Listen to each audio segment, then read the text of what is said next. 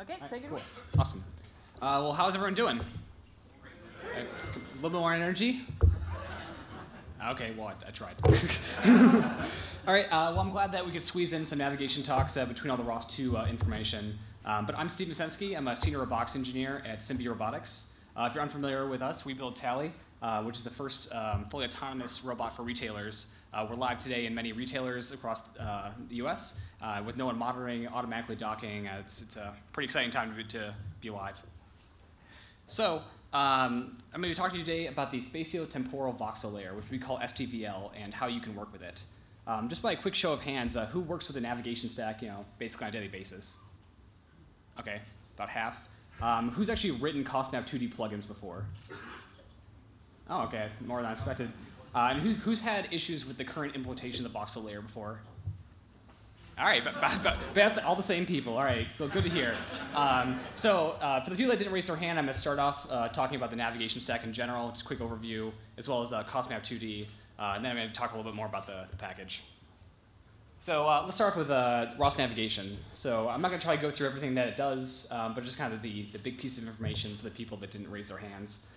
So the inputs to MoveBase are where you are, where you're trying to go, a map of your environment that can be generated either live in SLAM or something pre-generated or a variety of other ways, depending on your application. And then also information from sensors like lasers, cameras, things to give you a sense of your environment and able to avoid obstacles. So what you get back on the other side is a bunch of basically velocity commands to help you help your robot base get where it's trying to go. So in the inside of MoveBase, kind of the main components over here are the cost maps, which are the view of the world that you can operate in, a set of planners and controllers to get you where you're going, and a set of APIs for behaviors so you can get out of bad situations when you pause into them. So I think we can all agree without looking too much more under the hood here that the cost maps are pretty important to get good behavior in reasonable motion. So let's look into these cost maps a little bit more. So as the name suggests, CostMap 2D is a two-dimensional representation of your environment. It uses these plugin based layers, which each can process a variety of different sensor feeds depending on how you use them. So essentially, these are all stacked together, and it makes a master occupancy grid that's used to determine the traversable and non-traversable space for your robot base to follow. So there are some situations where the 2D world is a really good estimate. Things like if you have a horizontal laser or a rangefinder or a sonar, these are pretty good estimates. But we all live and work in the three-dimensional world, so it's pretty important that we have a grasp about the environment around us. So kind of an example for that is if you have something hanging off the wall or a tree branch that's above the laser plane, you need something to help you get around that. As well as if you have a foot or a small dog or something like that, you need to be able to make sure you're not running over small obstacles on the ground. So the ROS ecosystem already has one of these things. It's called the Voxel layer. And kind of the basic premise of it is that it uses raycasting between the sensor and the obstacle to clear out occupied voxels. Then it uses those same measurement readings in order to mark the occupied space. This was written in about 2013 when the Kinect sensor was kind of the sensor of choice for most people. And that had a realistic limit around 2 meters. Today, that Kinect replacement is usually the RealSense D400 series kind of cameras, which spec sheet shows about 10 meters maximum range. At QVGA is the lowest quality that you can get those at, and that scales up higher as well. So obviously that's kind of problematic if you're trying to raycast much further than you used to be able to at a much higher resolution. So the voxel layer also has a hard-coded limit of 16 voxels tall, and that's just from the 16-bit encoding that the layer uses. So if you have a large outdoor robot like a tractor or a very tall indoor robot like Tally, that can be kind of problematic. Also, some new sensors exist, and the use cases have really expanded quite a lot. So if you have something like a Velodyne sensor, that this is 360 at 100-meter range, that's quite a lot of return to try to raycast. Or if you're trying to clear free space using something like a radar, where you're trying to then clear sparse returns into a dense obstacle that may have been detected by another sensor. Finally, there's really no temporal-based clearing. So depending on your uptime, you could actually have obstacles represented that have been gone for weeks or months, blocking some valid paths. And that kind of, that's very problematic. Finally, the voxel layer has issues with these orphaned or trailing voxels when you're dealing with moving obstacles. So as a person's moving along, there's issues in raycasting where sometimes it'll leave the kind of a trickle effect of these random voxels. So I think kind of in summary here, we're seeing a lot further, we're seeing more information, and our environments are not very static. To kind of hit that point home a little bit more, there's really no such thing as a static environment. Back when a lot of the stuff was built, it was kind of the state of the art. But I think we can all agree that there's improvements to be made. So we have a lot of kids in our environment, and they like to move around and hug Tally and jump in front of it and test its reactions and hang out with the robot. So it's pretty important that we're able to move in a high-speed environment with a lot of people very safely. So with those issues in mind, we made STVL, which combats a lot of these issues. So as core, instead of using raycasting to clear out these obstacles, we're using the frustum of the sensor itself to determine if a voxel is in the view of the sensor. So if it is, we apply an acceleration factor to it. However, if we see this voxel, then the time is reset. Additionally, after a configurable period of time, if the voxel hasn't been viewed yet, we're going to be clearing it out. This helps deal with these orphan voxels, as well as making sure that we're not maintaining information about our environment that we haven't been at. So if there's been an area that we saw an obstacle at, and it's been 20 or 30 minutes, clearly this is not information that may be valid anymore.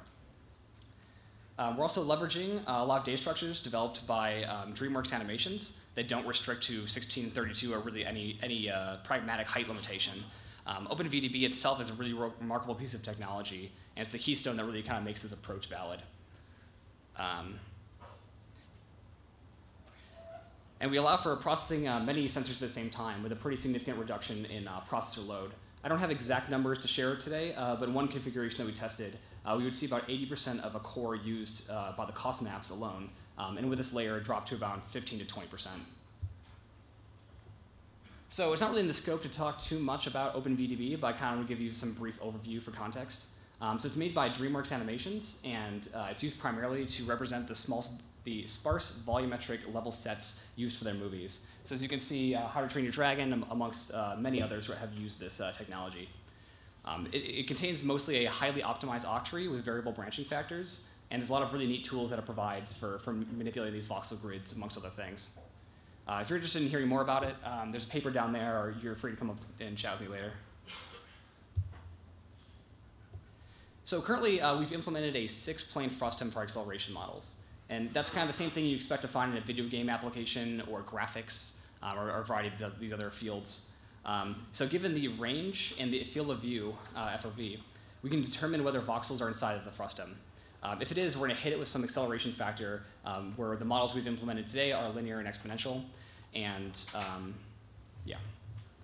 This works very well for things like cameras, radars, and sonars, and most other non-LiDAR-based sensors. And I'll get back to LiDARs in a few minutes. But this kind of begs the question to ask, what if you can't see a marked obstacle because there's a shelf in the way? Because sometimes there's an obstacle that may be in a large frustum that's on the other side of that shelf. And that's a very reasonable point. But if it's unknowable to the robot because we're not in that area, it doesn't really seem reasonable to me to make the robot plan into adjacent aisles to avoid that thing. For example, if someone's stocking a shelf, 20 minutes later, it doesn't mean that person's going to be in that exact same spot, and we don't want to be blocking the robot from going to a place it wants to go. So kind of the long story short is with some minimal tuning of these parameters, it's not very hard to overcome problems like that. So let's start off with some of the parameters that you can use in the voxel layer. So the voxel decay is the global decay. So this is the amount of time that we're going to wait before removing a voxel that we haven't seen. The model is the type of acceleration inside the frustum that we're going to apply. So you have the option of actually not applying any acceleration. You have the option of using linear or exponential that are formulated in the ways that you probably would expect. Finally, you can publish the voxel map, which is just going to publish the 3D occupancy grid of the OpenVDB level set as a point cloud, so you can visualize it in RViz. This is actually a pretty heavy thing to do, so I generally advise for a production environment not to have that, but for debug, it's very useful. If you look at some of the parameters you can use for each of the input sources, so I've thrown in there a voxel filter, which is just the PCL statistical outlier filter. And this is really useful if you have extremely dense sensors, since we're binning this into the cost map resolution anyway, but it does come at a cost. So I'd recommend just testing both briefly, and whichever one uses less resources, just use it and don't think about it too much. Also, the minimum and maximum Z is the minimum and maximum range that valid sensor readings can be had. So for instance, for the R200 cameras, that's something like half a meter. The decay acceleration is the actual acceleration factor that's applied in the model. So in exponential, it's the numerator, or so the numerator of the exponential term, and then in linear, it's just the multiplier. There's a lot of other parameters that exist, but largely they're the same as the voxel layer. There's several pre-configured profiles in the examples directory. So a couple other things to note. We do this kind of like velocity scaling thing, which is pretty interesting. So the faster you go, the more knowledge you're going to be able to have about your environment because of the global decay. And the slower you move, you're going to have a lot less of that information. And while in a rolling cost map configuration, like you'd see in a standard local cost map in navigation, you're going to be setting a bound size. SDVL will actually continue to store the information even when it's out of scope. So if you return before the global decay, it actually will still be there waiting for you, not cleared out. For the local and global cost map, I would recommend starting about 15 to 45 seconds respectively. It's a pretty good initial guess to start from. It's good enough to get a sense of your environment and remove most of the oscillation-like behaviors, but I recommend tuning that further depending on your application. So just a super quick plug, there's a couple of reasons for particular sensors that you might want to process only the most recent measurement reading. Both the voxel layer and SDVL will support this, but if you're trying to do it somewhere with a little bit less overhead, I've actually made the non-persistent voxel layer, and there's a link below, and it also builds with apt-get. So a couple more examples. On the left, you're going to see some submitted images to demonstrate how even without a specific frustum model for 2D and 3D LiDARs, it can still be extremely useful. The voxel layer can't clear out 3D LiDARs with sparse channels like the 1632 you see out of a lot of these 3D LiDARs while moving without leaving some of these trails. It just has to do with how the geometry of the sensors work. While something moves relative to the sensor, the height and the channel ID of that sensor where that beam hits that obstacle is going to change. So unless you're binning at something like half a meter, you're going to have some problems. And using just a very quick global decay is pretty sufficient because you have three-dimensional coverage of your environment at a pretty high rate. On the right, you're going to see everything working in one of our production environments, navigating in a person-rich retail store with pretty much the default configs that come out of the box. So now we have this really neat little data structure, and we've built up the infrastructure so you can deal with 3D space for navigation. So at this point in time, a reasonable person would say to themselves, okay, how can I break this? So I disabled global decay and was pretty much just waiting until it crashed and the largest space I could find to see how big this can get. And really, it just didn't break. It worked out of the box pretty well as a mapping solution. This image shows with no post-processing of a 60,000 square foot store. Is it perfect? No, but it's a pretty good proof of concept. I don't do any sort of octamap-like Bayesian filtering. This is just with the frustum clearing of dynamic obstacles without any sort of global decay. So I ended up being less than about 7 megs on disk. And I provide a few tools for people to play with this and a switch to allow you to enable this as well. I think eventually this might break out into a separate node for a formal comparison to octamap.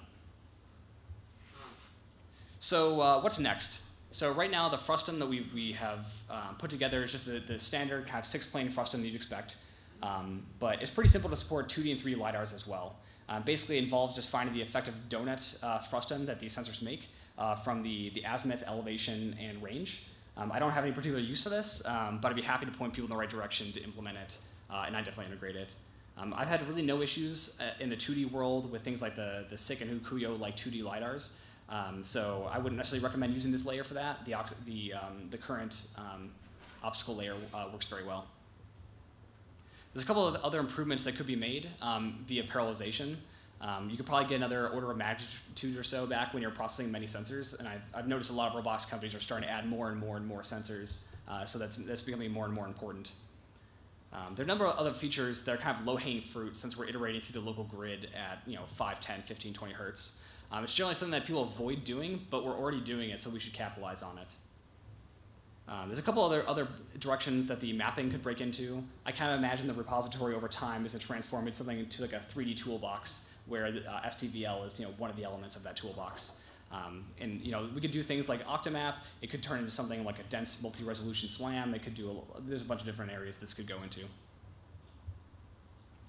So just kind of close off here, I just want to show some images that were shared with me about people who have either tested or are currently using it in a production environment. This kind of just shows a check mark in that box that not just Tally that this works on. So this represents a hospital, a store, outdoor, and a hotel environment. So just by show of hands, actually, has anyone here actually used it? No? That's awkward. It only built the build farm about 6 weeks ago, and I haven't really advertised it much outside of this, but you should try it. So here's some links to the relevant pages, source code, wiki, etc. It's me moving over from my GitHub over to the Simbi organization very shortly here. And of course, like nearly everybody else here, we're hiring, and so if this kind of stuff sounds of interest to you, I definitely come talk to me afterwards or apply online. Thanks.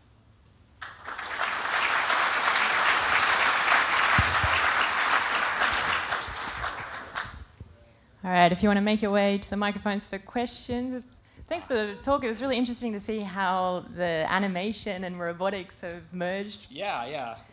I'm certainly not a graphics person, but I'll steal math where I need to. We have a question at the microphone. Have you guys had any problems with obstacles decaying while they're on the near end of the sensor's dead zone? Not particularly, no. So our robot is built where the sensors have a lot of redundant coverage, as well as that we factor in that minimum Z into the placement of those sensors. So we don't generally have things, yeah. All right, so if you're going to collide with something, it would be like within the robot. The dead zone would be inside the robot, not out of it. In some cases, or there's a redundant sensor whose dead zone is not in that area.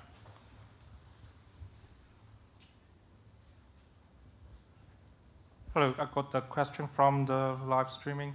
They say, do you think the feature has been completed? If not, what are you planning to add in the future? So it's complete as what I've presented here already, but there's a lot of other things that could be happening. So a lot of the things I mentioned in the call to action are things that my company doesn't particularly need, but I really want to see have happen. So if people who have these Velodynes or have these other sensors on the robot that want to use this, I would absolutely love PRs. Okay, thank you. So obviously, these robots are quite slow moving. My question is, what are the speed thresholds for this method to be applicable? Or what are like the highest speed you would see this system working on? Yeah, I don't see that this is really a function of speed. In general, when you talk about how fast should my robot go and how safely can I make that robot go that fast, is a function of how fast you're having your cost maps update and how fast your robot's moving proportionally. So if you're only updating your cost map, let's say 10 hertz, and you're moving at 1 meters per second, that means that potentially you could be moving 10 centimeters before your next update, and then that's a collision zone potentially. So in terms of how well the method would work, it's just proportional with how fast you can run the occupancy grid, the cost map layers. But given this method works a little bit faster or much faster actually than the current implementation, I would figure that it'd be much better. You would see it working in 10 times faster robots, let's say. Sorry? Would you see it working in 10 times faster robots with like reasonable rates of sensors and reasonable 10 hertz, processing? Absolutely. Yeah, easily okay. 10 hertz. Yeah. Thank you. Much faster. Yeah. All right. Thank you very much, Steve.